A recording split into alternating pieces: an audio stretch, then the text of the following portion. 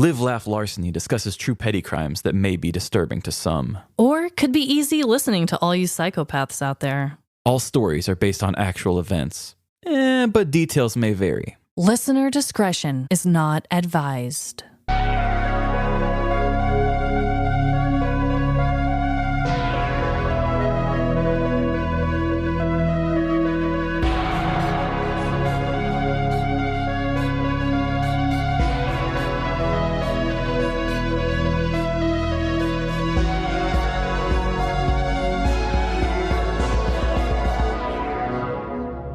Live, Laugh. Larceny. Welcome to Live, Laugh, Larceny. What is it about making pot roast that makes you feel like an adult? I mean, am I right? You're right, Trevin. You're totally right. We started crock potting pot roast lately, and there's just something about it. It's like, am I a parent now? Like, what happened to me? I just feel aged by doing it. Oh my God, that was one of the first dishes I started learning after college because they were so easy. It heats it up all on its own. You put this in, you put that in, you put a little this and that in. I don't know that one. I love cooking with the crock pot. Oh my God, you've just started doing this? No, I used the crock pot. Oh, okay. It's just making pot roast. So what were you making in your crock pot before that? Like slow cooked chicken and pulled pork type stuff. But like I'm talking about straight up pot roast, vegetables, potatoes. Yeah. That's the first thing I learned to make in my crock pot. I guess that's why I'm like, what? Ugh, it just makes me think of my parents so much. I love a pot roast veggie. Oh my God. So that was just the intro. I don't even think you said I'm Trevin and I'm Amanda. Yeah, I am Trevin. Trevin, what is your dreadful dilemma this week? Okay. Sometimes I like to check in and talk about the state of the movies. Mm-hmm. And I think that we as Americans failed to follow up Barbenheimer with what should have been the best double feature ever. It was the sequel to Barbenheimer. What was it? They didn't come out the exact same day, but one of them was on limited release, and then it didn't hit like the mainstream theaters until a little bit later, and they basically came out at the same time. Oh. But the sequel of Barbenheimer should have been Poor Claw or The Iron Things. Basically, the movie Poor Things came out. Okay. And The Iron Claw both came out. Okay, I know nothing about either of these, so. One is a very masculine movie. Okay. And about like man troubles. Okay. It's way more than that. Don't let me, I'm not minimizing the movie. Okay. But I'm just generalizing for this here. And then the other one has a very strong feminist message and is very quirky and interesting. They're both very artsy. And they just would have made a very perfect double feature that I think would have been very similar to what Barbenheimer was. But anyway, I saw both these movies. I absolutely love them. Okay. Poor Things with Emma Stone ended up being a really cool like feminist story that's like metaphor for kind of how women kind of find themselves through the men that they are with. Whoa. Okay. I'm not even touching a quarter of what that movie's trying to say. Yeah. And The Iron Claw is a wrestling movie with Zac Efron. You've probably seen trailers and stuff of it. Oh my God. How have I not seen a trailer? You know, I love me some Zac Efron. He's humongous. Like he's built like a WWE wrestler. What in the actual hell? Okay, I have to look at this trailer now. That movie just came out. Very masculine movie, very artsy, about a wrestling family. And it's more of a family drama than it is a wrestling movie, really. And it's based on a true story. Very powerful and heavy movie. And I just think both of those were such a great way to have closed out the year. Technically, I didn't catch Iron Claw until the beginning of this year, but still, they were just two good movies. And by the time this episode comes out, probably on streaming maybe or close to it. And I recommend both. Okay, you heard it. You heard it here. I always trust your opinion when it comes to movies. I feel like you have a very good eye for what a movie, might need to be successful, I would say. If you don't like really surrealist and weird stuff, you might not like Poor Things because it's really out there, but the core metaphor is really good. Yeah, I'm totally good with that kind of thing. If my parents watched it, they would be like, what did I just watch? It's not for everyone, probably. No.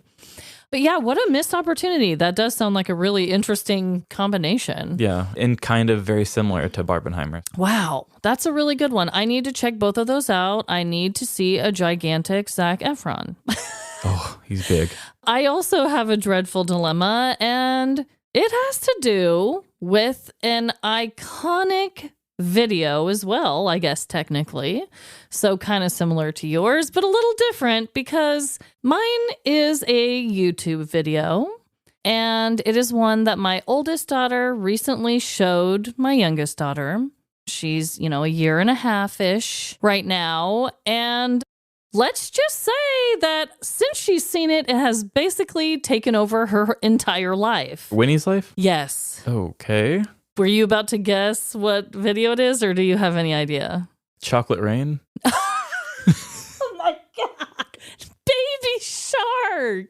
Oh. You were so far off. I just figured that Winnie had already known. Oh my God. So Winnie has seen Baby Shark now, okay? The iconic Pink Fong video that all parents know and hate and love, maybe a little bit. It's gotten to a point, Trevin, where it's the first thing she says when she wakes up. I struggled when I said says because I'm like, it's the first thing she says. It's the first thing she sings when she wakes up. It's what she sings during lunchtime, bath time. She sings it during nap time when we're trying to lay her down. And then the worst of them all is bedtime. You think that you've got the girl asleep. She's had her milk. She's had her songs. She's had her rock. She's drifting off.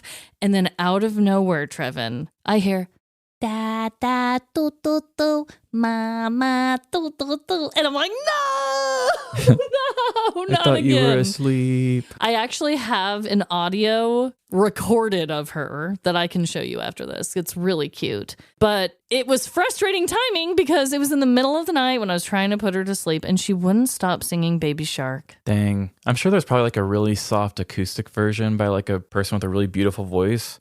So maybe you could find a slow version of it and like lullaby it out. Oh my God. If that doesn't exist, I'll try to corner the market, but I'm sure once we finish this episode, we'll find one. I need a lullaby Baby Shark. Yeah. Drift her ass right to sleep. And maybe she'll accept that at nighttime. Oh my God. It's worth a shot at this point. Hey. So we are going to be telling you all some killer facts this week. Hello? We've traced the facts. They're coming from inside the house. Killer facts. Oh, we are. And it is my week to go first. And I want to tell you about Tai Jin, the Kung-Fu Werewolf. Oh my God. Tell me more. I imagine you've not heard of Tai Jin. No, I am not familiar. I had not either.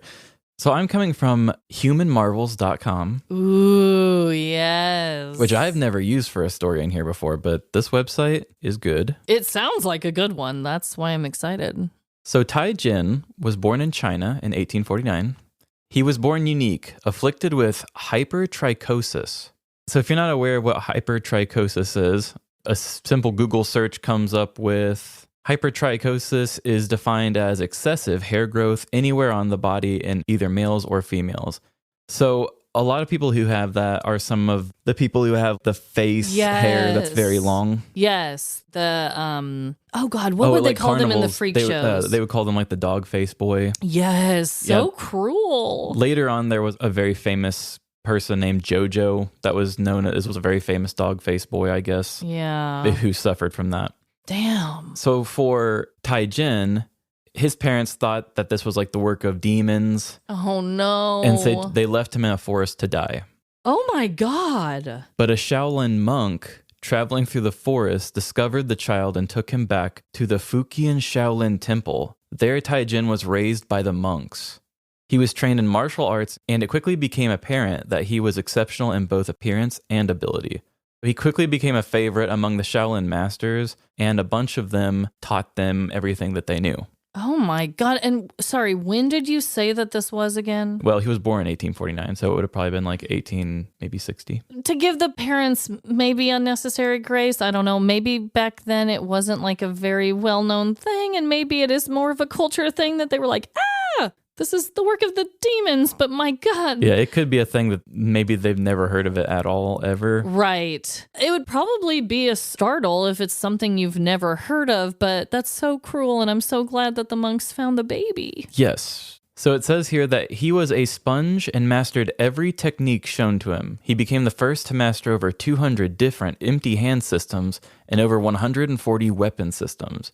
His various specialties included the infamous Chi Ma, or death touch. After several years of extensive training, he became the first Grand Master of Shaolin Do and one of the first to master all skills of the 7 Shaolin temples. Holy hell! He became known as Su Kong Tai Jin. Su Kong simply means Grand Master. Oh my God, can I see a photo of this guy, please? So this is the picture I have. Oh my gosh. He has very wise eyes. Yeah, they do say at the end of this article that they do believe some of his legend could be embellished over time, but they do say that, he was really a real person. It says he lived on for many years and he passed away in 1928 after reaching a ripe old age, but they didn't say the number, but I'm sure we could do the math there. And they said he was known for being a teacher to others after that, too. Oh my God. What a beautiful story. I mean, sad start, but it sounds like he really made the most out of his abilities and his teachers really believed in him. That's so cute. Yeah, and I don't really know where the nickname... I understand the Kung-Fu Werewolf, but I think there's a thing somewhere that says hypertrichosis was also known as like werewolf syndrome or something. Oh. So I think that's why they would call him the Kung-Fu Werewolf. Well, and also, like we were saying about the freak show, they used to say the dog-faced boy or whatever. Mm-hmm. People usually just associate a lot of hair with an animal because people don't usually have that much hair all over. Mm-hmm. Man, what a legacy. Yeah. Oh my God. So I also have a killer fact. It ties in a tiny bit to my dreadful dilemma about baby shark. Ooh, babies? But this is about a real non-cartoon shark, and I'm going to tell you about the oldest ever shark attack victim discovered, dating back 3,000 years. Whoa. I got this article from CNN.com, and I do want to show you, these are the bones that were recovered from it. Oh, wow. So, bones from an adult male were excavated from the Tacoma site near Japan's Sato Inland Sea. Researchers have discovered what they say is the earliest direct evidence of a shark attack on a human. The remains of the man, they said, had some 790 injuries, and these injuries were very specific, and they knew it had to be from a large animal because of the shape of them and the size of them and how deep that they went. I mean, they're able to see it in the bones. Right. So it had to be a deep cut. Yeah, really, yikes. Like I said, these remains were from 3,000 years ago. Experts from the University of Oxford made the discovery while examining the remains of the adult. He had injuries to his arms, legs, front of his chest, and abdomen. Two of the researchers, Alyssa White and Rick Schulting, they provided a joint statement, so I just want to read this part of it. Through a process of elimination, we ruled out human conflict and more commonly reported animal predators or scavengers. Basically, what they discovered was that the shark species most likely responsible for the attack was either a tiger or a white shark. So tiger shark or white shark. Mm-hmm. They also said there are very few known examples of shark attacks in the archaeological record. The main reason that so few cases are known is simply because they were so rare. Even today, with so many people in the world, only a handful of lethal shark attacks occur. So basically, it's the oldest reported shark attack of all time just because of how old these sites that they were digging in. Mm-hmm. And I just found that to be really cool. They can only assume how this guy was attacked or what kind of shark because it is just bones. But what they assume is that he was out fishing. It's like a common fishing spot, I guess. Mm-hmm. And yeah, they just now found his bones this many years later. That's crazy to think about with how you said there weren't a lot recorded because they were just so rare. I guess I never really thought that much about that. If, the populations are smaller and word gets out less, they would exist the whole time and maybe people wouldn't even really know that much about them. Right. And think about this guy's story, right? 3,000 years ago. I mean, he had to have had loved ones of some type, and no one knew what happened to him this whole time. And then he gets found by researchers? What a wild, wild story. Yeah, and back then they probably just thought it was a monster or something. Right. Weak. I just found it cool because the remains were so old and they had just never seen a shark attack go back that far before. And it tied in with Baby Shark, damn it. So that's what I'm trying to do. Hell yeah, Connection City. You know what else I'm trying to do, though? You trying to get on some ads? You know it.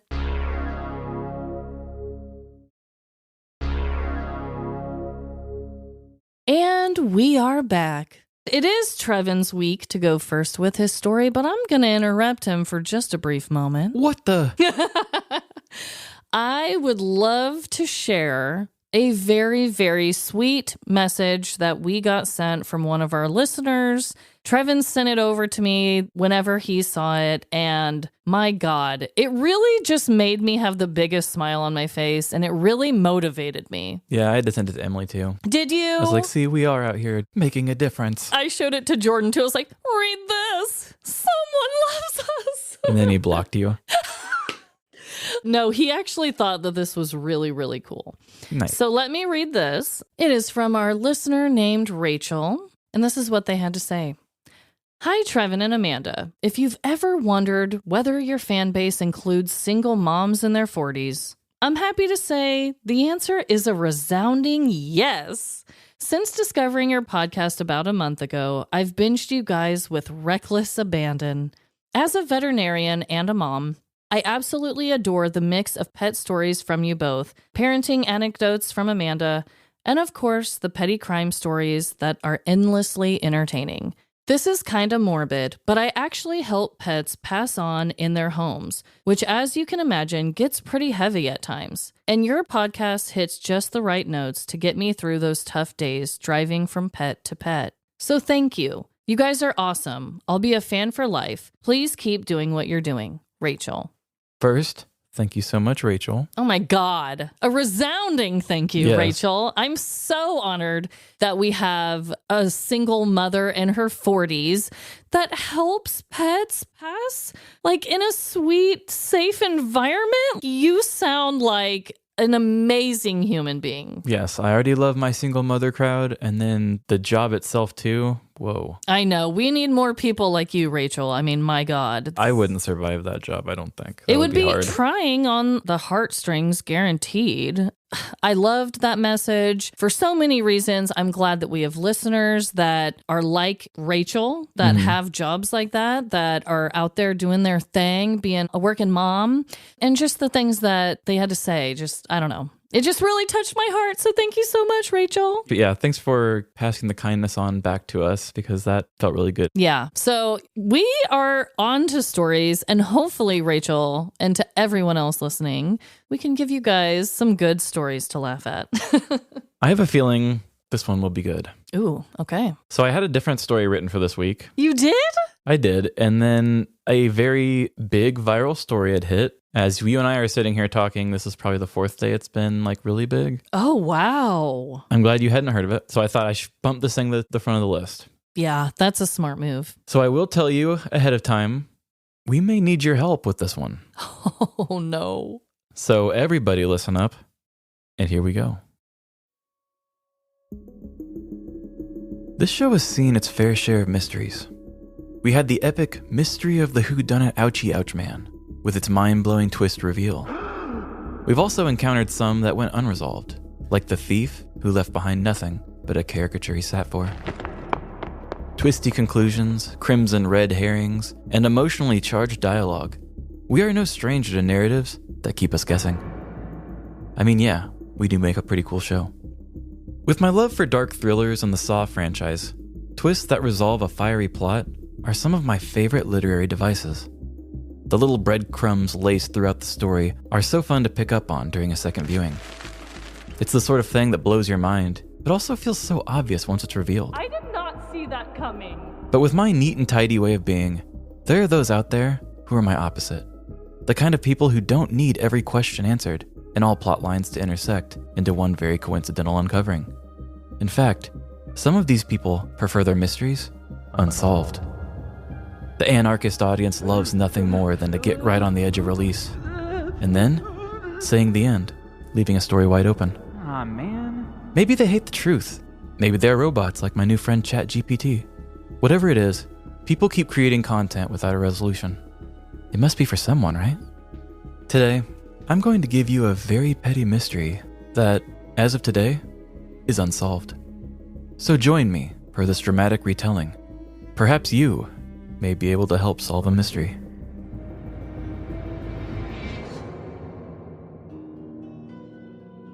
The stresses of selling a house were weighing down on Amanda. Repairs, house shopping, and packing was a lot to ask a single mother living in Orange County, Florida. At the beginning of each day, she reminded herself that all of the hard work now would lead to a better home for her family. That brighter future was the light at the end of her tunnel. Amanda was able to check one thing off her list, however. After some time looking, she found the perfect house in a better location and for an affordable price. With no major obstacles, her application was accepted and she was under contract. As long as she could sell her house in 2 weeks, the house would be hers. It was a very stressful, yet slow-moving time in Amanda's life. Every day felt packed to the brim with phone calls and appointments. But most of her time was spent waiting for the one special home buyer to step into her home and sign her way into the next chapter. Due to this urgent need to sell the house, it had become very common to see new people around the home. Realtors, door measurers, toilet inspectors, floor testers, and so many other house-related professionals were in and out at a moment's notice, causing her phone to explode with video doorbell notifications. Damn, Amanda! Are you back on Tinder again? Your phone is vibrating more than me at a Trey Songz concert! Linda shouted over the distracting phone sounds. Amanda rushed to the break room table, grabbing her phone and silencing it. Sorry about that, she said sheepishly. I'm trying to sell this house and there are always people there. My realtor suggested turning off notifications for my doorbell, but I never listen. I'll do that now. She scrolled through her apps list and found the setting to silence notifications from her doorbell. That's better, she said, setting her phone back down and looking up at her coworker. Immediately after locking eyes with Linda, her phone began to go off again. Is that one Tinder? Linda joked, shaking her head. Grabbing her phone again, Amanda replied, It's just my son. He's letting me know that there are 5 men measuring my driveway. It's kind of odd. I don't remember my realtor saying anything about that. Maybe a guy with a boat is considering buying it and wants to know the driveway's dimensions, Linda piped up. Look, I'll cover for you. Run home and ask about the rich guy with the boat. And ask if he's single while you're at it. Pulling into her driveway, Amanda was greeted by one of the men. Howdy, ma'am. I just finished measuring your driveway and sent the estimate over to your landlord. Completely confused, Amanda explained to the man that she was the homeowner and no one else controlled the property. What? The contractor went on to explain that he had been contacted by a man named Andre, stating he was the landlord, requesting an estimate for driveway replacement at her address. The two stood looking at each other, wondering which one was full of shit, until the contractor's phone began to ring. Well, your landlord just accepted my estimate, but said there's no way he could ever give me the deposit in person, the man said, showing his phone to Amanda. This is my house, Amanda reiterated. Believing Amanda, the contractor began typing on his phone. I'm texting him back, asking for proof of ownership and a full payment. This ought to be good, he said with a mischievous grin. The two shared a short chuckle before the contractor looked at his phone and stopped. Well, he blocked my number. I guess that's that, the man said. This seems pretty shady. I'm going to blacklist his number. You can have it too. Feel free to take this to the police if you want. Now have a good night. The next day, Amanda took the number to her local police department and filed a report. A short time later, she was contacted by an officer stating they had called Andre and he admitted to accidentally giving the wrong address. Nothing else will happen again, the officer stated, trying to calm down the shaken homeowner. A week went by. Potential buyers had showings, and the house still didn't sell. This really sucks, Amanda said to Linda, feeling defeated back at the break room table. I don't want to lose the opportunity to get this house, but maybe nobody likes my home. Linda looked at Amanda, sympathizing with her difficult house situation. Why don't you just get out of here? She suggested. I'll cover your shift. Tears welled up in Amanda's eyes. Do you really mean that? She asked, struggling to find the words. Of course, Linda responded. I'm a fictional part of this story, so I might as well be totally unbelievable and keep covering your shifts all the time. During her drive home, Amanda ruminated all she had overcome, navigating the challenging housing market in 2023 and dealing with whatever that Andre situation was. Despite the trials and tribulations, she always found good people along the way to support her, like the fictional Linda. I can sell this house in 1 week, Amanda yelled out to her car, cranking up her boss-ass bitch Spotify playlist.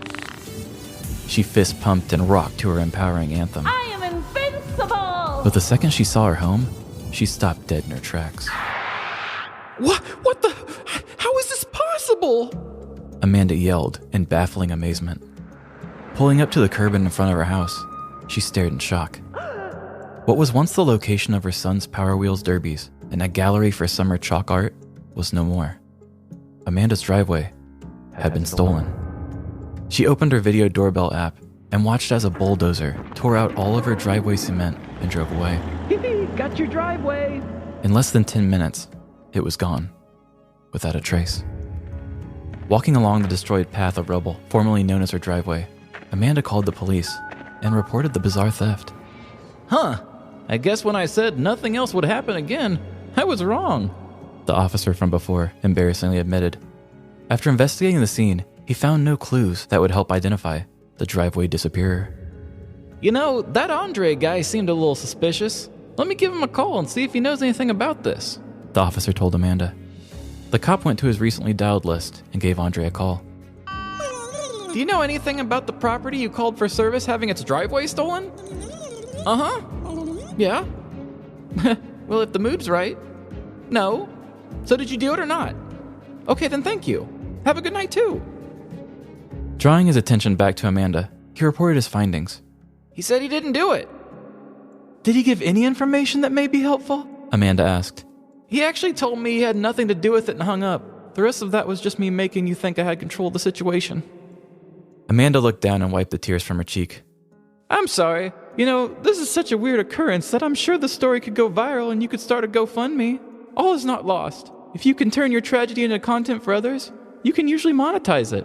This is America, after all. In December of 2023, Amanda Brochu, a resident of Orange County, Florida, had her driveway stolen. A week before the incident, men were summoned by a suspected scammer using the name Andre to estimate a driveway replacement at a residence. The police were given the number associated with this incident, which they contacted and were informed it was a miscommunication of addresses. After the incident, Miss Brochu again provided information to the police, this time in the form of video doorbell footage showing a bulldozer ripping the concrete from her property and taking it away. When contacted by police again, Andre denied all involvement before hanging up. Amanda Brochu initiated a GoFundMe to raise the quoted $10,000 needed for a driveway replacement. The viral story attracted significant attention, leading to donations exceeding the target. Contributions totaled over $13,000, and a radio sponsor from Cox Media Group offered to install a new driveway for free. Amanda gratefully accepted the offer and planned to donate all the GoFundMe proceeds to a local nonprofit in coordination with 9 Family Connection. Following the viral articles mentioning Andre as a suspected scammer, public interest grew, prompting inquiries into the motives behind a driveway theft scam. An anonymous contractor who contacted WFTV9 News suggested that this incident might be linked to an overpayment scam. If anyone remembers the story my Amanda told about the overpayment scam she was a part of, this is essentially the same thing. Triple L Amanda was hired by an anonymous customer to take photos. They agreed to a price, a check with a sum of more than the agreed amount is sent, and the scammer requests the overpayment amount to be sent back to them before the check bounces. According to this anonymous contractor who went by Jeff, these overpayment scams are very common in the contractor trade. Scammers will look for recently listed houses and call often new contractors and request a new paint job or replacement of roof or driveway. Jeff believes that Andre either successfully scammed another contractor or was caught by one. This led to retaliation from the contractor who was scammed, assuming the address belonged to the scammer. The police attempted to reach Andre once more to inquire about other contractors he might have contacted. His response was simply the address to the Orlando airport. I know this story technically happened right at the end of 2023, but the article didn't go viral until 2024. All I'm saying is that if this is what we can look forward to for the future of criminal activity, I'm here for it. We had the bizarre occurrence of a driveway theft, a scam we are all familiar with, albeit usually on a smaller scale, and a happy ending where the stolen item gets replaced. Hell, even $13,000 gets donated to a charity. I'm just saying, if a perfect story ever existed, this could be the one. Even though I think Jeff completely nailed the situation that transpired, the contractors that stole the driveway have yet to be caught. And that's why we need your help. This could be the unsolved mystery that we finally crack as a podcast. So let's get out there and make Robert Stack proud. For every mystery, there is someone, somewhere who knows the truth. Perhaps that someone is listening. Perhaps it's you. Oh my God. So, exactly. Let me make sure I'm fully comprehending the scam. Okay. So this Andre character pretends to be the homeowner and contacts a local contractor to come out and do some work on a house, right? Yes, he sees that a house has recently been listed, so it wouldn't be suspicious for them to want to get some sort of repair done. So he says, this is my address. I want driveway replaced. In the story, in real life, the contractor went and said it would be $7,200 for whatever he was asking for. He sent the estimate to Andre, and then what Andre was going to do was very similar to what they did to you. He was going to say, I have a cashier's check. Yeah, he was going to say, okay, sounds good. Give me an address. I can only ship it. I can't meet in person. And then that was just going to be that. And then what was going to happen next was that the contractor was going to get a check for way too much. He was going to say, oh, can you send me the rest back through Venmo or whatever? And then he's like, I'm good for it. And then hoping that he gets the money before. Yep. That's exactly what happened to me. This worked in the exact same way, but the first group of guys found out and were like, oh, this isn't right. But Andre must have tried this with multiple different contractors, and either he got one and he actually stole their money, or it was like, remember when you had got caught and you were like, oh, I just wanted to do this. And you were just thinking of like angry things you wanted to do to retaliate. Yes. Or this person just saw it was a scam and was tired of people going after, independent businesses. And then he just went and tore up all the driveway thinking that house actually belonged to the person. Right. That's what I was trying to get at. Like, why did the driveway have to go after this then? It was just hey, teach you a lesson. Don't try to scam me and get free work with a fake check. And it wasn't that they had like laid a fresh new driveway when she was at work and then they tore it up. It was like her current driveway as it was, they tore it up. It's literally just a big crater of dirt. Here, I'll show you. I think I have a photo here. This is what her driveway just became. Just a big dirt path. Oh my God. Could you imagine you're trying to sell your home? You've already had some weird instances happen, and then you come home to that. Yeah, and you're completely surprised by it because that's what that contractor had said is sometimes this scam goes wrong and homeowners do get caught in the middle of it. Yeah. But it's so funny that whatever your niche is, whatever the thing is you do, you know about these kind of ways that people scam you. But, not everybody knows about it. It's not a general public thing. Like, Emily gets the same thing with cookies as you had with photos. They would say, I want to get an order of cookies. Can I do this? And it's very well known through the cookie community.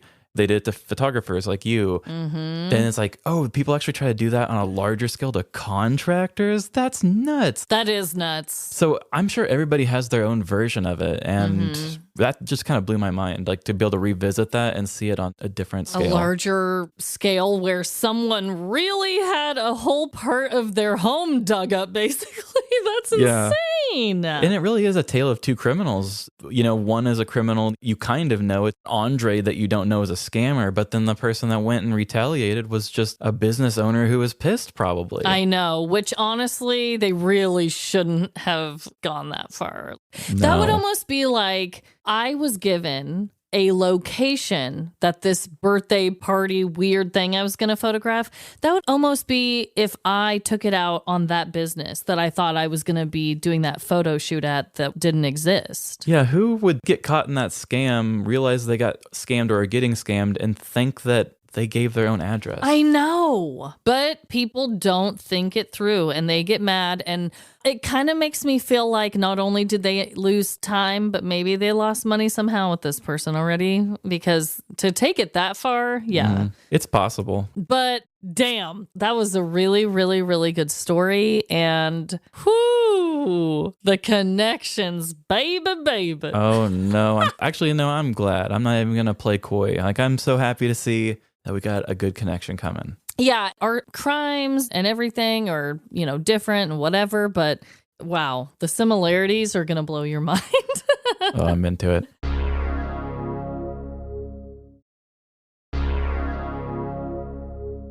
So I also have a story, and I would say that this is a personal story, but really I was only a bystander in the situation. Mm-hmm. So I'm not sure what to call this one. But So you're doing a personal story? Yeah. Whoa. You didn't know that? No, I didn't know that. Oh, well, I never told you. So there's a connection right there. Both of our stories have Amandas in them. That is definitely very true. So that is another connection. But yes, this is a personal story. This crime took place back when my husband and I first started dating. It was one that I had actually forgotten about until he brought it up the other day. And I had been telling you that I had a clear style in which I wanted to write something. Oh, yeah. Mm-hmm. This story fit it like a glove. Oh. So here we go. Those that know me well understand that I love a good mystery. Although I am not technically a detective, I have played one during my murder mystery parties. And I've cracked many unsolved cases in my personal life over the years. I've interrogated ex-lovers until they've confessed their infidelity. Spill the beans, cheater! And sifted through bills until I discovered just how much my husband spends on Quick Trip snacks. I'm signing you up for Taquitos Anonymous! I've even been able to decipher which one of my animals took a dump in the house just by looking into their eyes. It isn't just my life's mysteries I've solved. I also have an extremely high success rate of determining the murderer on shows like Dateline and 2020. Oh, come on! It's the husband! Regardless of my professional qualifications, I just have a knack for these kinds of situations. Although, even I can overlook a clue or two. The mystery I will be telling you all today is about a petty crime that haunted me for months. One that wasn't so easily unraveled. So take notes, grab a magnifying glass, and see if you can solve the pettiest whodunit in history. It was a cold and dreary March day in 2013 when a 20-year-old Jordan drove into the entrance of his neighborhood in Emporia, Kansas. Technically, it was more of a park, a trailer park. It was a compact and modest community of mobile homes placed atop a gravel base. Sandwiched between two disintegrating apartment buildings and nestled behind a popular local Chinese restaurant, the location was bittersweet. It was bitter because of the depressing surroundings, yet sweet due to the smell of General Tso chicken in the air. This would not have been Jordan's first choice in places to live. However, his family already owned a trailer at the park and had passed it down from generation to generation. It's all yours, big guy. Now it was his turn to reside in the old tin home while he saved his money and figured out his next phase in life. Jordan was returning back home from crashing at his hot girlfriend's apartment the night before. Nothing appeared out of the ordinary as he pulled into the parking lot. Random children were kicking rocks in the street. His neighbors greeted him with expressionless faces, and the green dumpster was filled with trash and a large pack of adorable, yet tattered, dumpster kitties. It wasn't until Jordan parked next to his trailer that he realized something was wrong. His front door had been kicked in, causing him to run inside and assess the damage done. The entire trailer had been ransacked and torn through, as if the perpetrator had twirled around his place with a leaf blower. Normally an insecurity, Jordan was lucky in this instance that he didn't own many valuables. But he had one item that was of great value to him: his Xbox. Suddenly terrified, Jordan turned dramatically towards his entertainment center and looked down where his Xbox usually sat. There he saw an empty space.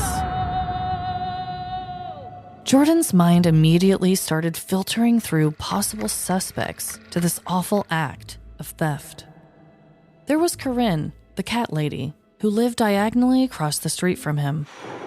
She was a woman who appeared to be in her hard 50s and always wore a robe, tights, and slippers outside.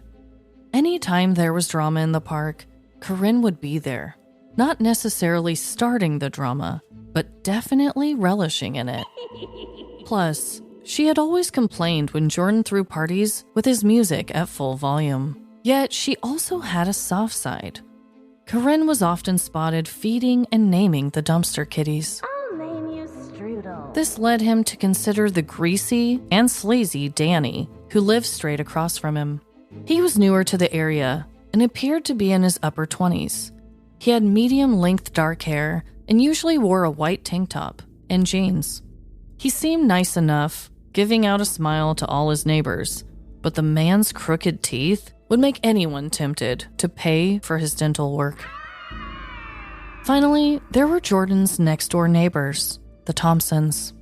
He was amazed by just how many family members were able to fit inside their small mobile home. He honestly had no idea how many children belonged to the family. 9, maybe 10. He often saw the Thompson kids out in the street, destroying something, or running amok while their single mother was at work. We're feral children. The sheer number of unsupervised children in that family would make anyone suspicious. Motive for the crime was easy for Jordan. Who wouldn't want an Xbox? But the more he thought about it, the less he could envision Corinne, the cat lady, using a video game controller. She wasn't completely ruled out, but Danny and the Thompson kids were moved to the top of his suspect list. Jordan had heard the Thompson kids talking about wanting to play Fortnite weeks before, but wondered if they had their own gaming system already. Jordan also reflected back to an odd encounter he had with Danny just days before the theft. Danny had walked over to Jordan's trailer and knocked hard on the front door. Hey, man. Danny said, just as the door had barely opened. Can I come in and hang for a while? Jordan stood there confused. The two of them had never hung out before. Plus, Jordan was much more interested in hanging out with his hot girlfriend. Sorry, man, but I'm heading out. Jordan said, starting to shut the door behind himself. But as the door closed, he saw Danny lean over, trying to get a better peek inside. This eerie exchange stuck with Jordan. But did it really mean the guy came back and took his Xbox? Confronting Danny seemed to be the best first step, since he was the only other adult. This led Jordan to cross the gravel patch over to Danny's trailer. He knocked on the dirty front door, only to be greeted by a surprised and tired Danny. Whoa, hey, bro. What's the dealio? Come on in. Danny said, immediately inviting him to enter his place. Jordan stepped inside the unorganized trailer and began to look around for possible evidence. Instead, he just saw a bunch of crap. Jordan got straight to the point. Yeah, my trailer was broken into last night. Do you know anything about that? Danny scoffed before saying, No way, dude. I didn't see anyone over there. Jordan didn't know what to believe of Danny's innocence, but without any proof, witnesses, or a confession, he had nothing on the guy. Jordan had also questioned a couple of the older Thompson kids, but only received snarky comments in return. Whatever, Mr. Poop. For the next few months, the Xbox theft went unresolved. It puzzled Jordan, as he thought he must have missed something. As time passed, it almost felt unreal to him. For closure and comic relief, he would occasionally envision the dumpster kitties being the actual culprits, wearing kitty ninja costumes and rappelling in through the trailer's roof. Eventually, Jordan became preoccupied with his upcoming move with his hot girlfriend to Kansas City. They had recently gotten a puppy named Reptar and had hunted for the perfect apartment to move into. It was finally time for Jordan to say goodbye to the ran-down trailer he had once called home. He turned back to look at the old place, waved at the dumpster kitties, and left without a single tear shed. He wouldn't miss the trailer, but what he would miss was his sweet, sweet Xbox. Jordan didn't have to live an Xbox-free life for long, as his hot girlfriend's brother ended up giving him his unused one. Quickly after, Jordan set up his new system, excited to log into Netflix after a long break away from the streaming service.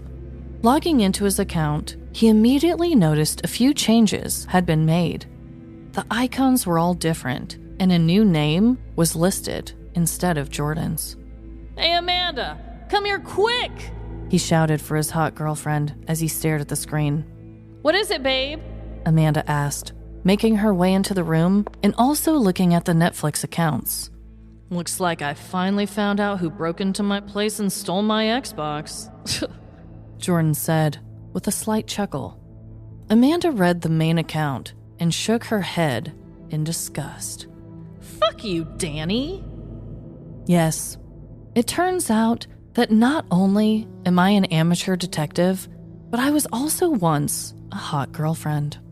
And it's true that it was the slimy creep across the block from Jordan that robbed him the entire time. As soon as we discovered the changes, Jordan took back his accounts and changed his passwords. Yet, no amount of security measures could ever bring back his original Xbox. In the end, this is another petty case closed by some solid detective work and a bit of technological tracking. One thing it did teach me is that if it isn't the husband, the sleazy neighbor is a good second bet. Well, by God, I want to talk about your story, but the connections. Oh, I know. Let's start with connections. I'm totally okay with that. We were both going down the mystery route, both talked about single mothers. I mean, if you want to go small, you talked about cranking the music. At one point, I had my Amanda crank the music. We both had Amanda's. Because I kind of wrote myself as a character.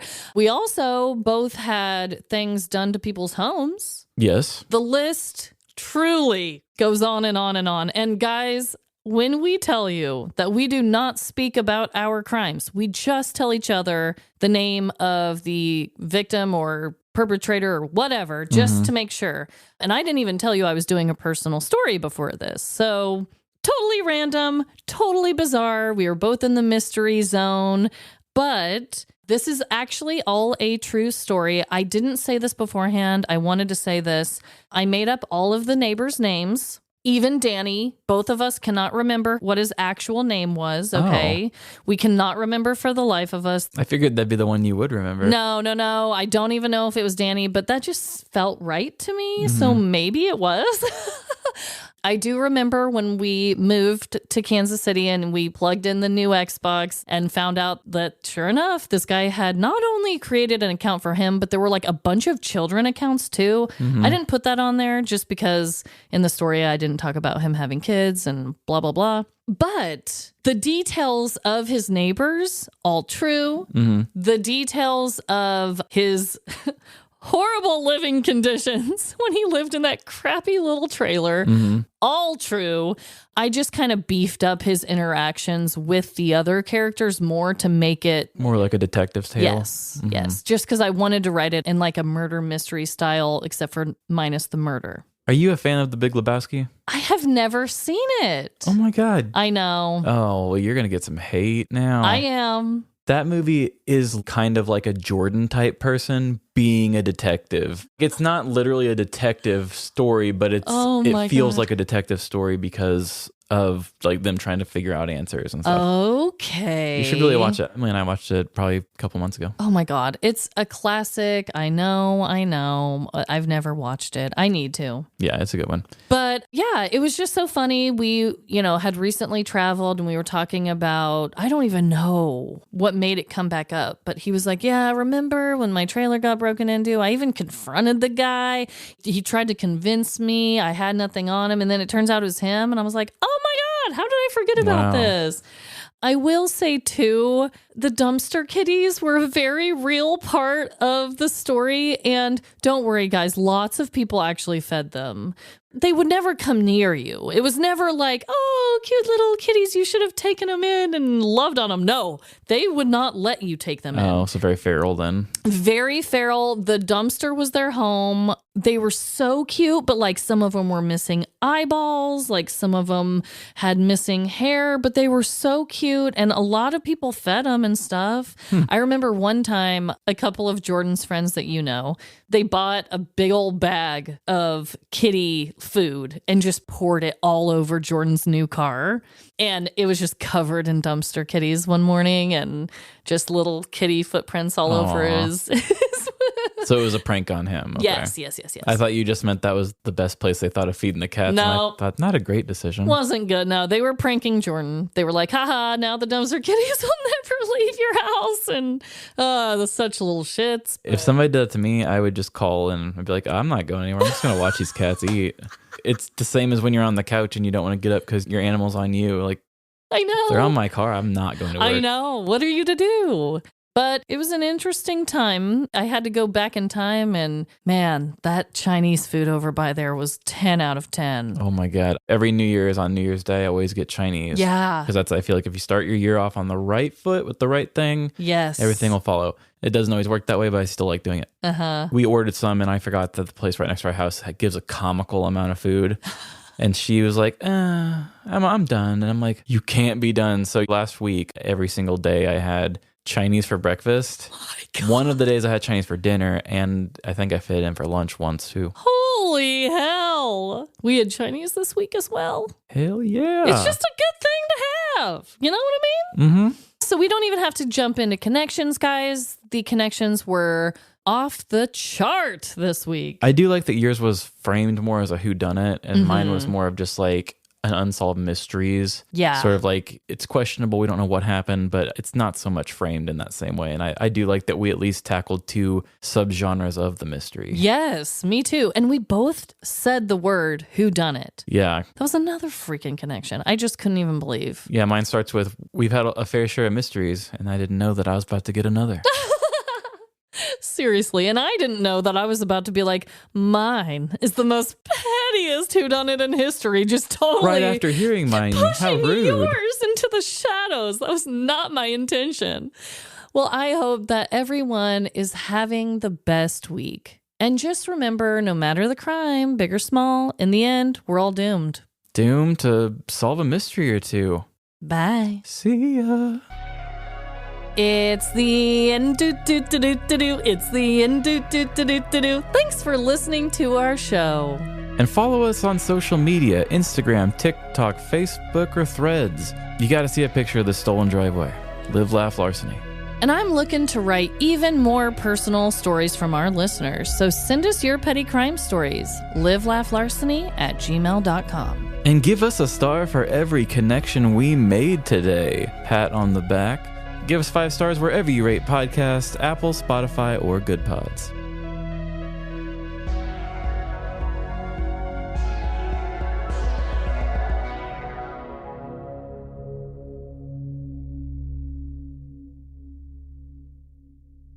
I have this random... Okay, I'm just pulling it out of that.